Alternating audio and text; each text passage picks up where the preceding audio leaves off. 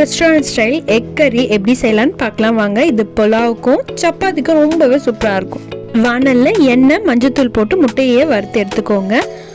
அந்த எண்ணெயிலேயே வெங்காயம் 2, பட்டை, லவங்கம், உப்பு போட்டு நல்லா வதக்கிக்கோங்க.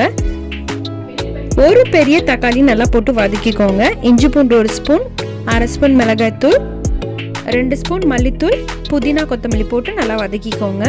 கறி மசாலாக்கு மிக்சியில் வெங்காயம், தக்காளி, பிரியாணி ஸ்பைசஸ், மிளகு, சீரகம், சோம்பு இதெல்லாம் அரைச்சி இதில் எடுத்து ஊற்றிக்கோங்க.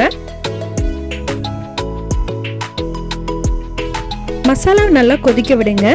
தண்ணி கொஞ்சம் விட்டு ஒரு 5 to 10 மினிட்ஸ் நல்லா கொதிக்க விட்டு பெப்பர் கொஞ்சம் போட்டு நம்ம வறுத்து வச்சிருந்த முட்டை எல்லாத்தையுமே போட்டு நல்லா ஒரு 5 to 10 மினிட்ஸ் கொதிக்க விட்டுருங்க.